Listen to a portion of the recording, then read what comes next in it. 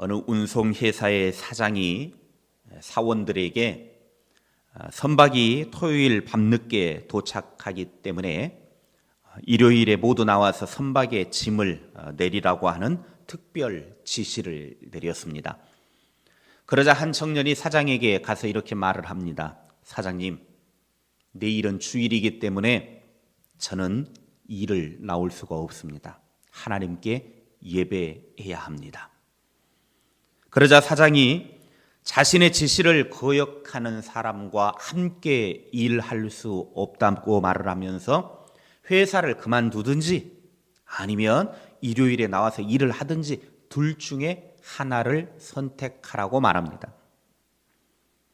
청년은 자신의 주관을 꺾지 않은 채 내가 비록 연로하신 어머님을 모시고 있기 때문에 돈을 벌어야 하는 처지이기는 하지만은 하나님을 향한 예배를 드리는 주일, 이날은 내가 하나님께 약속한 날이고 또 하나님 앞에 드려야 하는 날이기 때문에 내가 설령 돈을 벌지 못한다 할지라도 주일을 제가 범할 수는 없습니다. 그래서 회사를 그만두었습니다. 청년은 운송회사에서 실직하고 그 뒤에 3주 동안 여기저기 돌아다니면서 직장을 찾아보았지만 자기를 받아주는 직장은 없었습니다. 그러던 어느 날 시중에 큰 은행 총재가 운송회사의 사장에게 쓸만한 사람이 있으면 한 명 소개해달라고 부탁을 합니다. 지점을 하나 열기는 해야 될 텐데 그 지점을 누군가에게 맡겨야 하는데 믿을 만한 사람이 없다라는 겁니다. 믿을 만한 사람 한 명만 소개해달라. 그러자 운송회사 사장이 곰곰이 생각하다가 자신이 해고했던 청년을 그 은행 총재에게 소개를 해줍니다. 그러자 총재가 아니 당신 회사에서 쫓아낸 사람, 실직을 시킨 사람, 그런 사람을 추천하는 이유가 뭔가? 그러자 사장이 이렇게 대답을 했다고 합니다. 내가 그 청년을 해고한 이유는 그 청년이 뭐가 문제가 있어서가 아니라 딱 한 가지였네. 그가 일요일에는 절대로 일할 수 없고 하나님께 예배하는 일을 선택했기 때문이라네요. 하지만 자신이 처한 형편에 대해서 신념과 원칙을 바꾸지 않는 사람이라고 한다면 자네 은행에서 모든 걸 맡아서 감당해도 충분하지 않겠는가? 자네 돈을 다 맡겨도 되지 않겠는가? 그러니 내가 이 청년을 자네에게 추천하네. 결국 그 청년은 이전의 운송회사보다 훨씬 더 좋은 곳에서 안정적으로 근무하게 되었습니다. 예수님은 마태복음 24장 13절 말씀에 끝까지 견디는 자는 구원을 얻으리라고 말씀하셨습니다. 믿음의 사람들은 하나님으로부터 받은 믿음, 구원에 대해서 끝까지 지킬 줄 알아야 합니다. 바울은 갈라디아 교회 사람들을 향하여 어리석도다, 어리석다, 어리석다 그렇게 말하고 있습니다. 예수 그리스도가 그들을 위해 십자가에 못 박혀 죽으셨다라고 하는 사실을 바울을 통해서 들었으면서도 거짓 교사들이 들어와 가지고 거짓 교사들이 미혹하는 그 꼬임에 넘어가 가지고 믿음을 배반하였기 때문입니다. 그래서 2절에 바울이 한 가지만 대답해 보라고 말합니다. 한 가지만 대답해 봐라. 너희들이 성령을 받은 것이 유대교의 율법을 지켜서 받은 것이냐? 아니면 복음을 듣고 믿었기 때문이냐?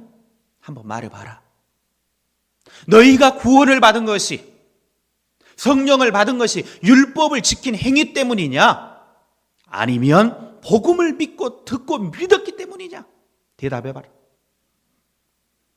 성령은 갈라디아 사람들이 그리스도의 복음을 듣고 구원하신다라고 하는 것을 믿었기 때문에 그들 속에 오신 것입니다. 율법을 지켰다고 성령이 오신 것이 아니에요. 율법의 어떤 행위, 인간의 행위가 구원을 받겠다고 발버둥 치는 인간의 행위가 우리에게 구원을 가져다 주는 것이 아니라 하나님이 보내신 예수 그리스도를 믿었을 때에 성령이 우리 가운데 오셨고 그 성령이 우리로 하여금 예수 그리스도를 믿게 일하신 것입니다. 아브라함도 하나님의 약속을 믿었고 하나님도 아브라함의 믿음을 보시고 의롭다고 여겨주셨습니다. 그걸 예로 들고 있습니다. 아브라함을 한번 봐라. 너희가 조상으로 여기고 있는, 믿음의 조상으로 여기고 있는 아브라함을 한번 봐라. 아브라함이 하나님으로부터 의롭다고 인정을 받고 믿음의 조상으로 세움받은 것은 하나님의 약속을 믿고 행동을 했기 때문에 그 믿음을 하나님이 보시고 하나님이 인정을 해주신 것이다.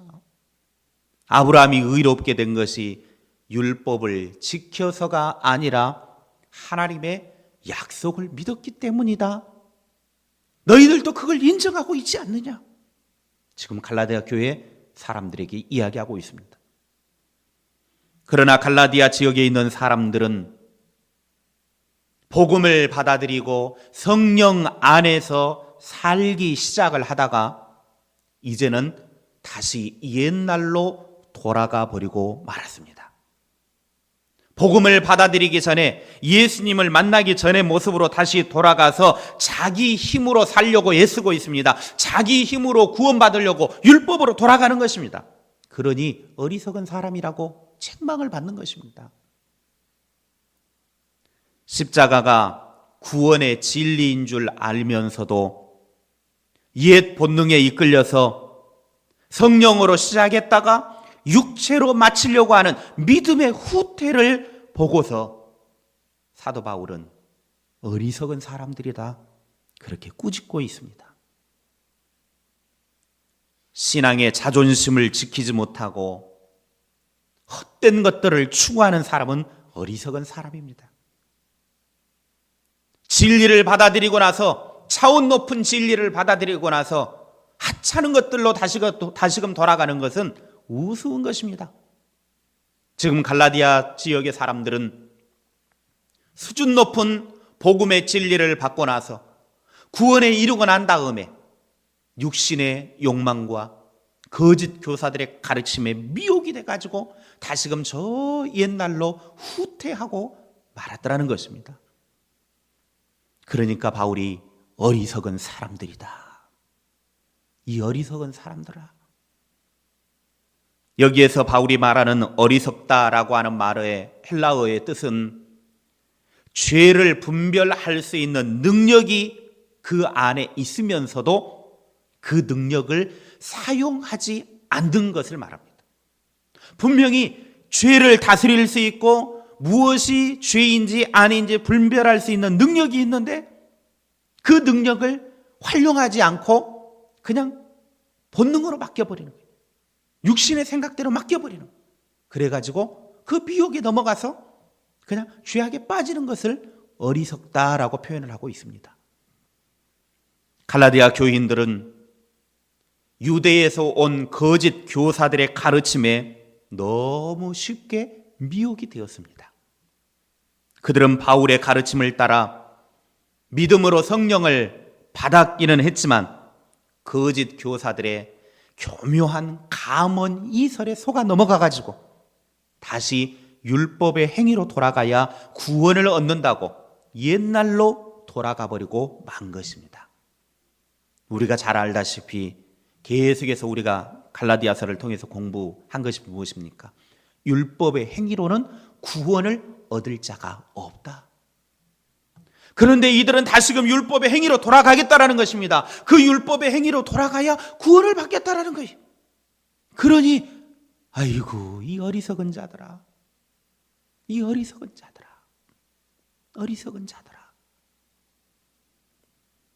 성령을 체험한 갈라디아 교회가 너무나 쉽게 거짓 사설과 거짓 복음에 속아 넘어가 버리고 말았습니다. 안타까운 일들입니다. 이 말씀을 통해서 깨닫게 되는 것은 누구나 이단 가르침에 미혹될 수 있다는 것입니다. 이들이 믿음 안에 안 들어와서 이단의 가르침에 넘어간 것이 아닙니다. 이들도 성령을 받았습니다. 구원을 받았습니다. 누구나 다 이단적인 가르침에 미혹될 수 있고 쉽게 넘어갈 수 있다라고 하는 것입니다.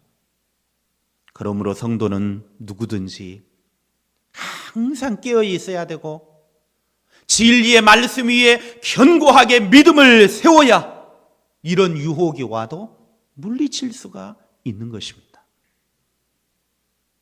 1절 끝에 누가 너희를 꾀더냐? 누가 너희를 꼬시더냐? 누가 너희를 유혹하더냐? 이 질문은 오늘 우리 성도들이 예수 그리스도를 배신하는 길에 서 있지 않는지 끊임없이 질문하고 생각해 보아야 합니다. 누가 너희를 꼬시더냐? 누가 너희를 유혹하더냐? 내가 교회 열심히 다닌다고, 신앙생활 몇십 년 했다고, 목사다고, 장로다고, 안수집사다고, 권사다고, 집사다고, 아니에요. 그것이 우리를 안정적으로 지켜주는 것이 아닙니다. 내가 얼마나 하나님의 말씀 위에 견고히 세워가느냐, 내가 얼마나 깨어서 정신 차리고 집중하여 하나님 앞에 서 있느냐, 이것이 중요한 것입니다. 이 시대 사람들은 너무나 정신없이 신앙생활합니다. 너무나 유혹거리들이 많이 있는 이 세상 속에서 쉽게 노출되어져 살아가는데 정신 차리려고 하지 않습니다. 그저 건성건성 그래놓고 이것이 다라고, 내가 할 만큼 했다고, 그러니 쉽게 유혹에 넘어가서 픽픽 쓰러지고, 그러니 바울이 어리석은 사람들아, 어리석은 사람들아. 오늘 이 어리석은 사람이 우리가 되어지지 않기를 바랍니다. 나무는 사시사철 변합니다. 철 따라 옷을 갈아입습니다. 요즘 단풍 얼마나 이쁩니까? 힘없이 바람에 흔들리고 눈비에도 흠뻑 젖습니다. 그러나 나무는 결코 자기 자리를 떠나는 법이 없습니다. 처음 자리를 반드시 지켜나갑니다. 바람이 몰아치고 비가 오고 눈이 오고 세월이 지나서 여러 번 옷을 갈아입어도 끊임없이 변화와 성장을 추구하면서도 언제나 변함없이 자기 자리를 지켜주는 나무, 그런 나무와 같은 신앙인이 됩시다. 주님에 대한 믿음과 주님에 대한 사랑이 변질되지 않는 심지가 견고한 그리스도인이 됩시다. 누가 너희를 꾀더냐? 우리를 꼬이는 수많은 유혹거리들 앞에서 진리의 말씀 위에 견고히 세워서 예수 그리스도의 우리의 심지를 꼽고 거기에서 흔들림 없이 믿음 생활하는 저와 여러분의 삶이 되어질 수 있기를 주님의 이름으로 축원합니다.